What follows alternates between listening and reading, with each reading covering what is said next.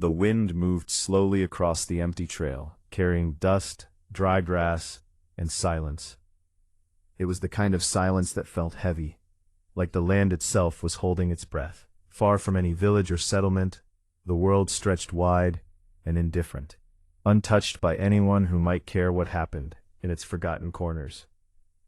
Lying near the edge of this lonely path was a young woman. At first glance, she looked like part of the earth itself, collapsed, still, and barely distinguishable from the uneven ground beneath her. But a faint rise and fall of her chest revealed she was alive, though barely holding on. Her clothes were torn and stained with dust. Bruises marked her arms and face, telling a silent story of pain that words could never fully explain. Every movement she had tried to make earlier had cost her something: strength, breath, hope. Now even lifting her head felt like climbing a mountain she could no longer see the top of. She had been running, not from distance, but from something far heavier: fear, betrayal, and cruelty that had followed her like a shadow for too long. There was no clear beginning to her suffering anymore. It had become a blur of closed doors, harsh voices, and moments where she had been treated as if her pain did not matter. At some point, survival had stopped feeling like a choice and become something she was simply enduring. When she finally escaped, it wasn't with courage, it was with desperation. She ran without knowing where the road led, only knowing she could not stay where she was.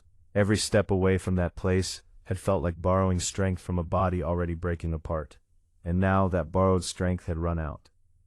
The sky above her was turning darker, shifting from pale gold into deep shades of blue and gray. Evening was coming, and with it the temperature dropped. The warmth of the day faded quickly, leaving her exposed to the cold earth beneath her. She curled slightly, not from comfort, but from instinct, trying to protect what little strength remained inside her. Her eyes opened slowly. The world above her was blurred, as if even the sky had begun to drift away from her reach. She tried to focus on something, anything, that could anchor her back to reality. A tree in the distance, a rock beside her hand, the faint sound of wind moving through dry grass, but everything felt far away. Her thoughts were no longer steady. They came in broken pieces, memories of shouting, footsteps chasing her, a door slamming too hard, hands that had not been kind. She didn't remember every detail clearly anymore, only the feeling those moments left behind, fear that settled deep in her bones. "I should have made it further," she whispered weakly, though no one was there to hear her. The words barely left her lips. Even her voice felt exhausted. Her fingers trembled as she tried to move them, but her body refused to obey. It was as if her strength had been slowly drained drop by drop, until nothing remained but the will to keep breathing, and even that felt fragile now. The trail around her remained empty. No footsteps approached, no voices called out. The world did not seem to notice her at all. That realization pressed down on her chest, heavier than her injuries. She was not just hurt. She was alone. A distant thought flickered through her mind. Maybe this is where it ends. Not dramatically, not with noise or final words, just quietly in a place where no one would find her in time. Her eyelids grew heavier. She tried to fight it, but exhaustion was stronger than fear now. The cold seeped deeper into her body, and her breathing slowed. The boundary between awareness and darkness began to blur. But just as she was about to slip fully into unconsciousness, a faint sound broke through the wind. Footsteps. At first she thought she was imagining it. Her mind had begun to play tricks, pulling shapes and sounds from nothing. But then it came again, steady, grounded, real. Someone was approaching. Her heart reacted before her mind could understand. A sudden spark of alarm surged through her weak body. She tried to move, to push herself away, but her arms barely responded. Panic rose, not because she knew who it was, but because she didn't. The footsteps grew closer. Through half-closed eyes, she saw a figure emerging from the fading light. Tall, moving with calm purpose, a silhouette against the dusk sky. She couldn't tell who he was, only that he was real and coming closer with each step. Fear tightened inside her chest.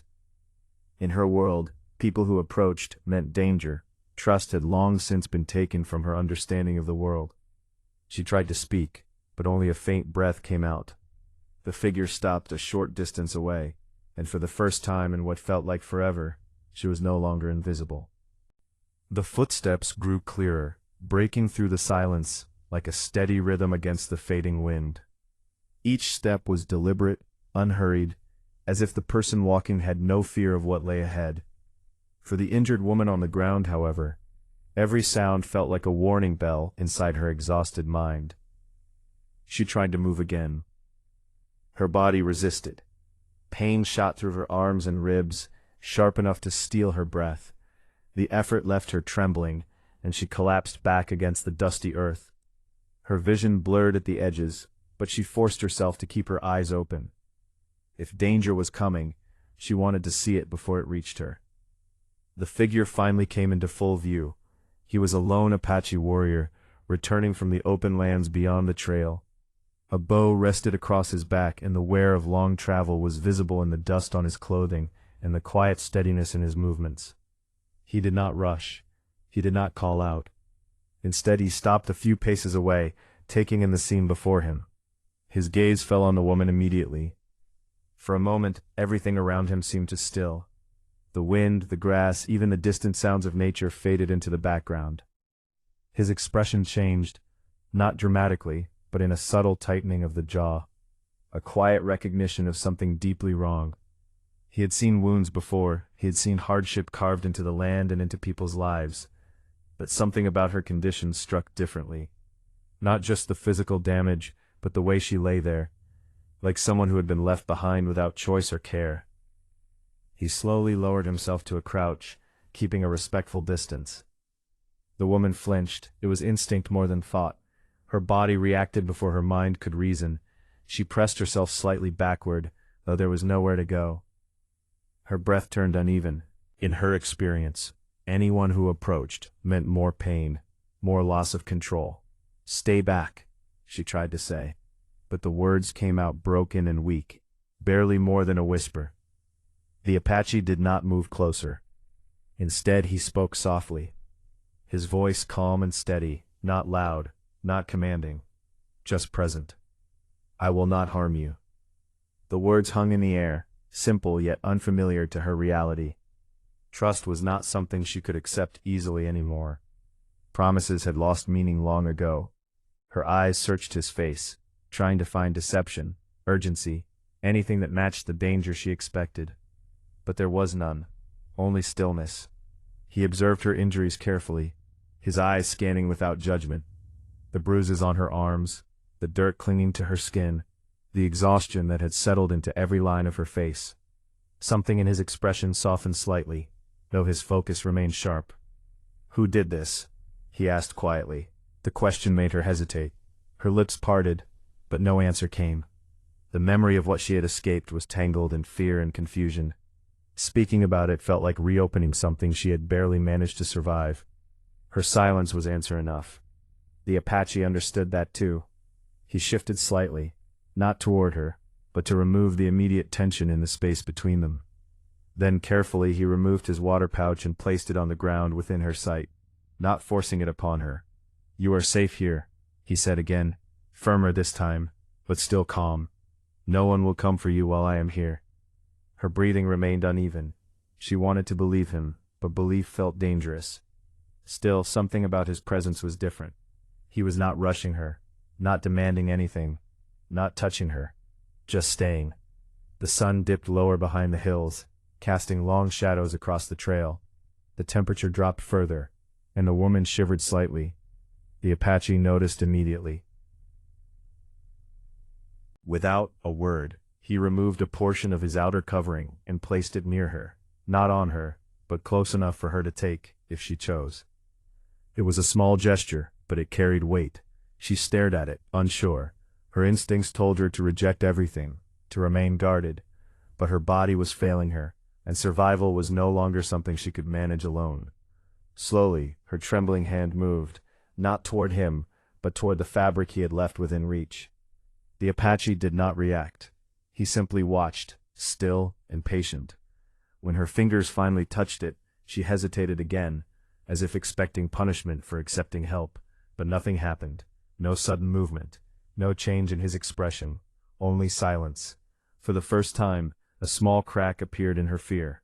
She pulled the fabric closer, clutching it weakly against her shoulders.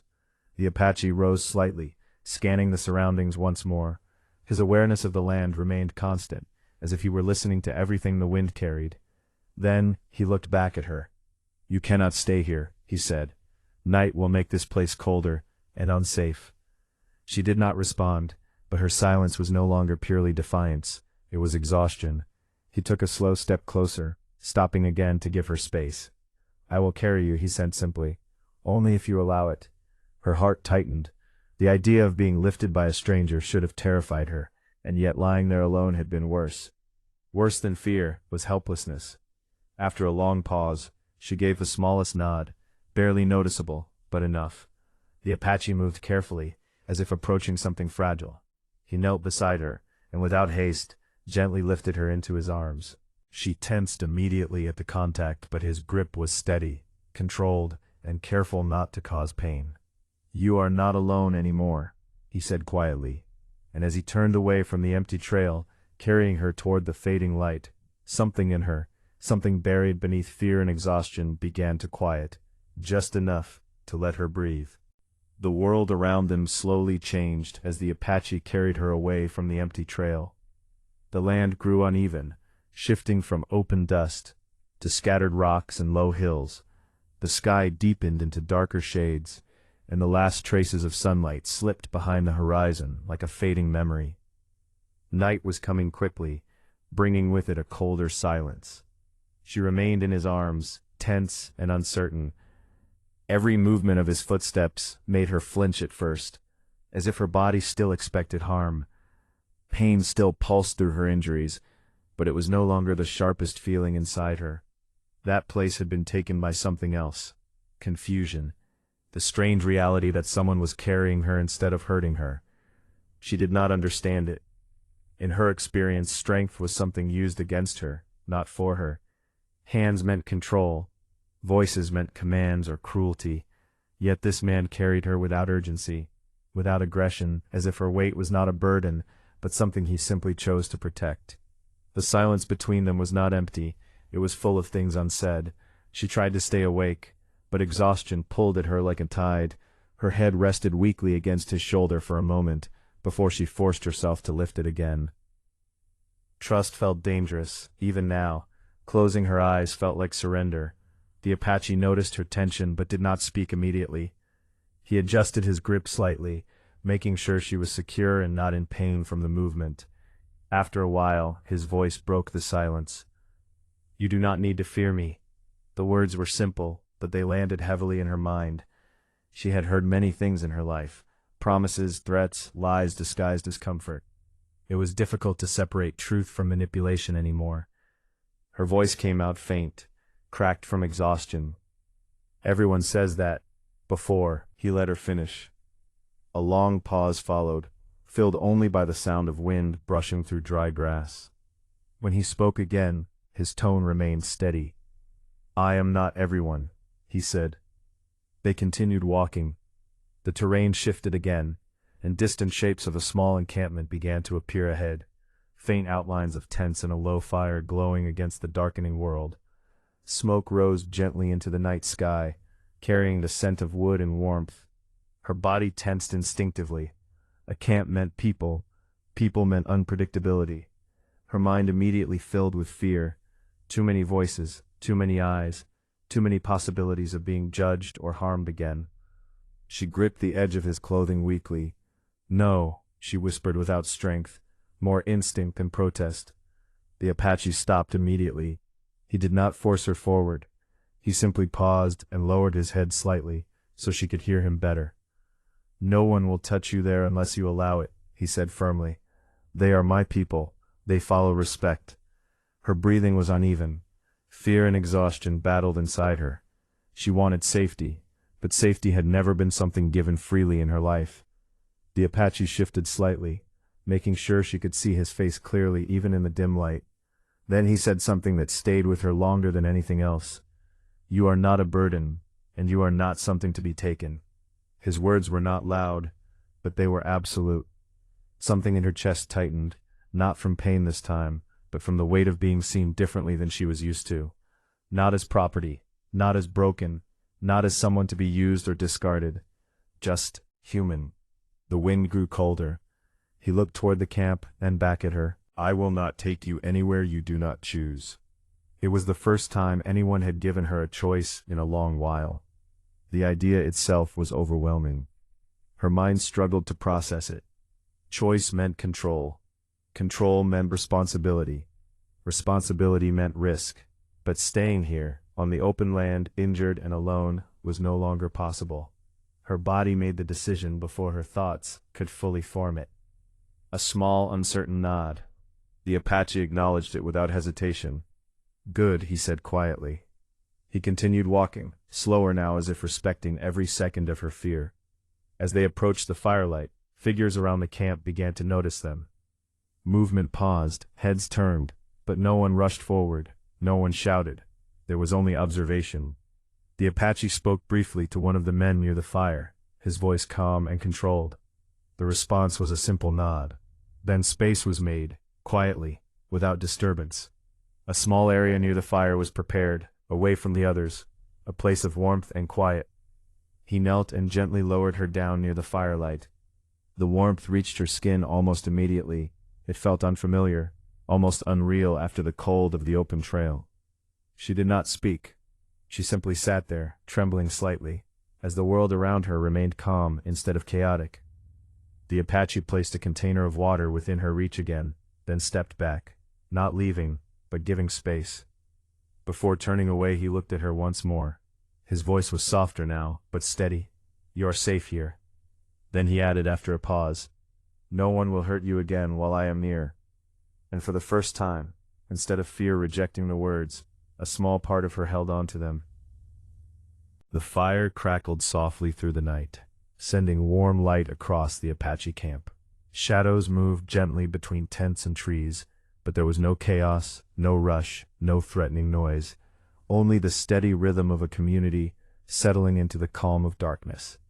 The injured woman sat close to the fire's edge, wrapped in the covering the Apache had given her. Her body still trembled slightly, not only from pain, but from exhaustion that had finally taken its full hold. The warmth helped, but it could not erase the memories that still clung to her like dust. For a long time, she simply watched the fire. It was easier than looking at people. The Apache who had carried her earlier remained nearby, not close enough to overwhelm her, but not far enough to abandon her presence. He was seated slightly apart, cleaning his hands and checking small items from his pouch. His movements were calm, practiced, and unhurried. No one in the camp questioned him loudly. No one crowded her. The respect he had spoken of earlier was not just words. It was visible in how others maintained distance, how they observed quietly rather than intruding. Still, she did not trust it. Trust had never come easily in her life. Every moment of peace she had known before had always been temporary, followed by something worse. So even here, even now, her mind waited for the shift, the moment when kindness would turn into control. A woman from the camp approached slowly. The injured girl stiffened immediately. Her body reacted before her thoughts. Fear tightened her chest. She tried to pull back slightly, but there was nowhere to go. The Apache noticed instantly and stood just enough to be visible, not threatening but present. The woman stopped at a respectful distance. She carried a small bowl of warm broth and some cloth. Her expression was calm, neither cold nor overly emotional, just steady. The Apache spoke briefly in a low tone, and the woman nodded. She placed the items on a flat stone near the fire and stepped back without trying to touch the injured girl. Silence followed. The injured woman stared at the bowl. Food meant survival, but it also meant vulnerability. Accepting anything felt like opening a door she could not close again. Her hand trembled slightly as she reached forward. She hesitated halfway, then pulled back again. The Apache spoke softly. You can take it when you are ready. Not an order, not pressure, just permission. That difference mattered more than it should have. After a long pause, she finally reached forward again. Her fingers closed around the bowl carefully, as if it might disappear or burn her. The warmth of it surprised her. It was steady, real, grounding. She took a small sip. The taste was simple, but it spread warmth through her body in a way she had not felt in days. Her shoulders lowered slightly, though she did not notice it herself. The Apache watched but did not interfere. Time passed slowly. The camp settled deeper into night. The fire dimmed slightly, and more people lay down to rest. The world felt less sharp, less threatening. For the first time in a long while, she was not moving, not running, not hiding, just existing. Still, her mind was not quiet. Memories came in fragments, voices, pain, fear, the feeling of being trapped. Her grip tightened on the bowl, as if grounding herself in something real. Her breath became uneven again. The Apache noticed the change immediately. He stood and moved a little closer, but still kept respectful distance. "Breathe," he said gently. "You are here, not there." The words cut through her spiraling thoughts, not by force, but by grounding. She looked at him briefly, unsure whether to believe him. "I don't know how to stop remembering," she whispered. There was no expectation in his eyes, only understanding. "You don't have to stop," he replied. "You just have to know you are not inside it anymore." She stared at the fire again. Not inside it anymore. The idea felt distant, but not impossible. Later, a soft blanket was placed near her again. She flinched slightly, but when she saw it was simply left there, not forced upon her, she hesitated before pulling it closer. Slowly, she wrapped it around her shoulders. Her breathing steadied a little more. No one approached too close. No one demanded anything from her. The Apache remained where he was, occasionally scanning the surroundings, but always returning his attention to her, in a quiet, protective way. Hours passed. At some point, exhaustion finally overcame fear. Her head lowered slightly, her grip on the bowl loosened. The warmth of the fire, the safety of distance, and the absence of harm, slowly pulled her into a fragile state of rest. Before sleep fully took her, she looked once more at the Apache. He was still there, watching the land, not her wounds. And for the first time, her mind did not interpret that as danger. It interpreted it as protection.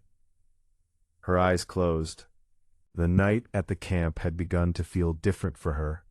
Not safe in the way she fully understood, not yet, but quieter. The constant edge of fear that had followed her for so long had softened, even if only slightly. The fire still burned low, casting warm light across the sleeping figures and tents, and the Apache who had carried her remained nearby, like a steady shadow of protection. For the first time in days, she had fallen into a fragile sleep, but peace, for her, had never lasted long. It began with a sound. At first, it was distant, hoofbeats or footsteps pressing against dry earth beyond the camp's edge. Her mind, still half trapped in survival instincts, registered it before she was fully awake. Her body reacted instantly. Her breathing tightened, and her fingers curled into the blanket around her. Then came voices. Not from within the camp, from outside. Her eyes snapped open.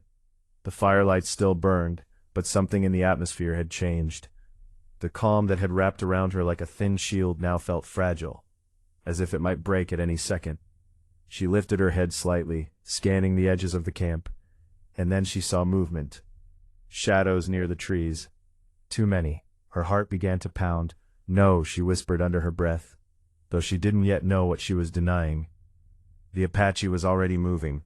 He stood immediately, his posture shifting from calm rest to alert focus. He didn't rush blindly, but every step he took carried intention. His eyes scanned the darkness beyond the firelight, reading the land the way someone reads a familiar language. Other members of the camp began to wake slowly, not panic, awareness, controlled movement. The camp did not fall into chaos. Instead, it adjusted like a living system responding to a threat. But the woman only saw danger. Her breathing became uneven. Her past and present collided inside her mind. The shadows near the trees began to feel like the ones she had run from. The ones that had chased her, cornered her, made her believe escape was impossible. The figures stepped closer. Now she could see them more clearly. Men, rough voices carried across the night air, words she could not fully focus on, but the tone was enough. It was not peaceful. It was not respectful. Her body went cold. One of them stepped into the firelight just enough to be recognized, and something inside her broke open. Her face drained of color, her hands trembled violently. She knew them. Not strangers, not unknown danger. Her past had come back for her. The same cruelty she had fled from, now standing at the edge of the Apache camp, as if tracking her had finally led them here. "No," she said again, louder this time but still weak. The Apache moved without hesitation, stepping slightly in front of her, not blocking her view but placing himself between her and the approaching threat. His voice was low but firm when he spoke. "Stay behind me." The men outside the camp called out, demanding, claiming, trying to assert control with voices that carried entitlement. But they did not enter. They hesitated at the boundary of the camp, sensing something different here. The Apache did not respond with anger. He responded with presence, stillness, control.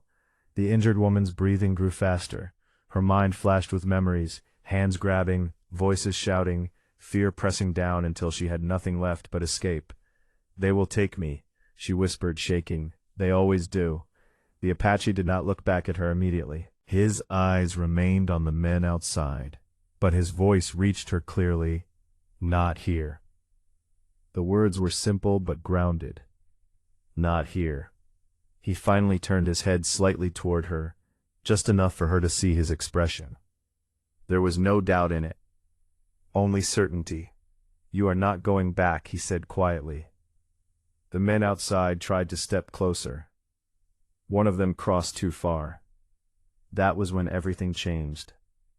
The Apache moved, not violently, not recklessly, but with precise, controlled authority.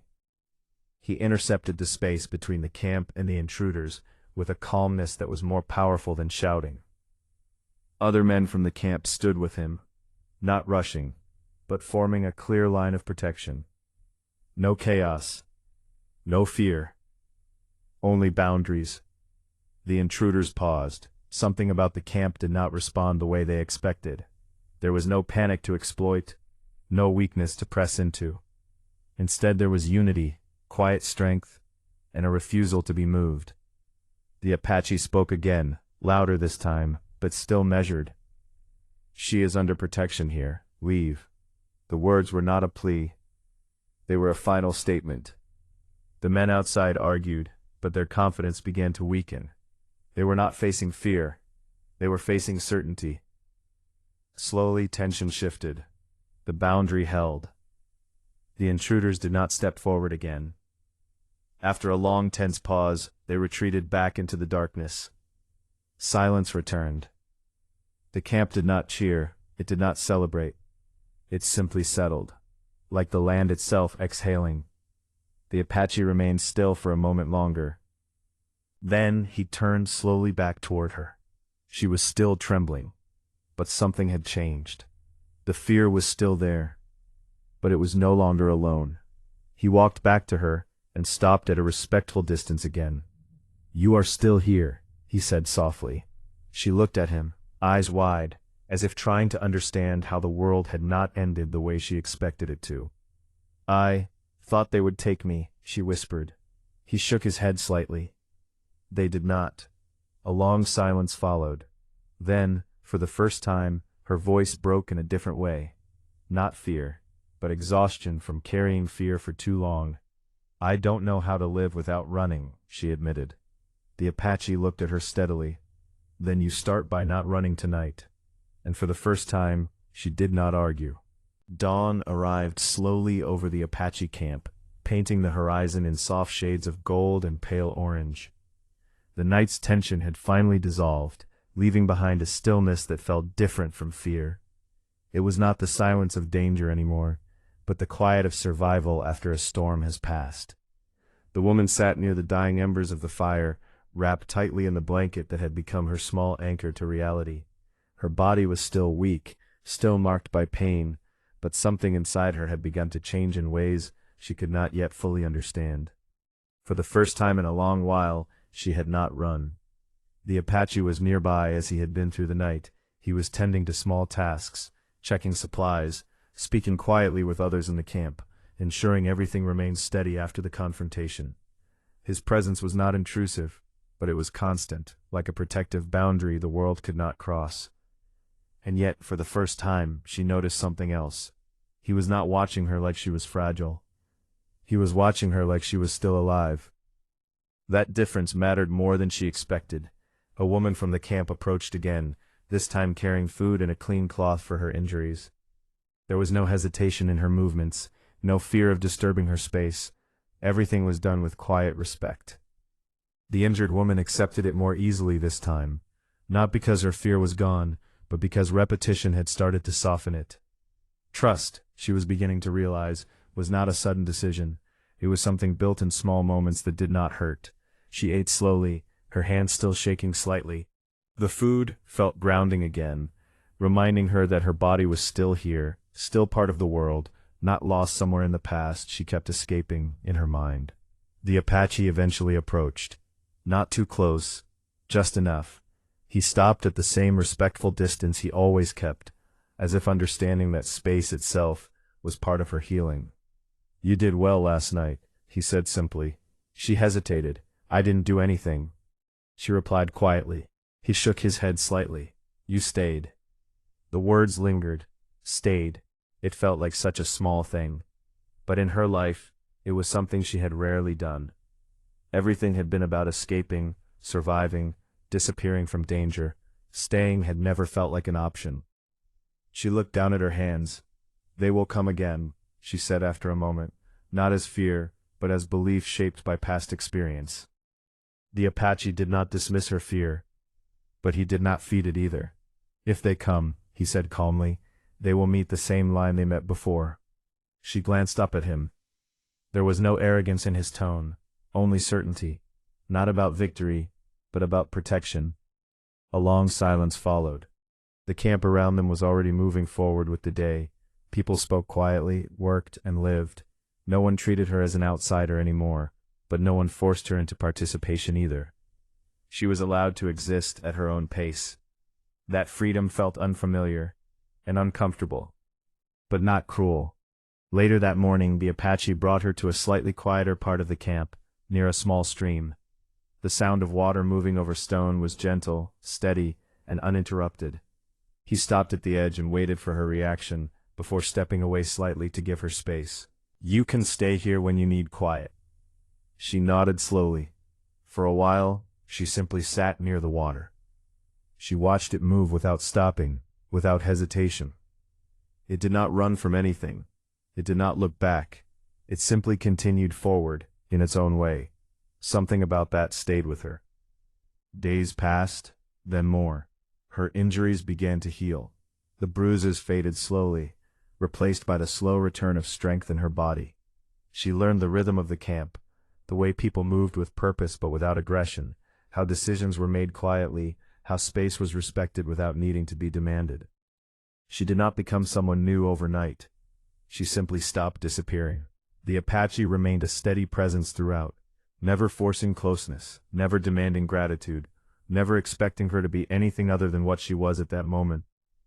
One evening, as the sun lowered again over the horizon, she finally spoke to him without being asked a question. "Why did you help me?" she asked quietly. He looked toward the distance for a moment before answering. "Because leaving you there would have been wrong." That was all. No grand explanation, no hidden expectation, just a simple truth. She nodded slowly, absorbing it. Another silence followed, but this one felt different. Less heavy. More real. After a moment she spoke again. "I don't know who I am anymore," she admitted. The Apache looked at her then, not as someone broken, not as someone lost, but as someone standing at the edge of becoming. "Then you find out," he said gently. "Not alone." The words settled inside her like something unfamiliar but not unwelcome. That night she did not sit far from the fire. She sat closer than before. Not because fear was gone, but because it no longer controlled where she could be. And as the fire burned steadily into the night, she realized something quietly, without needing to say it aloud. She was still healing, but she was no longer running. And for the first time in her life, that felt like the beginning of something she might actually live through.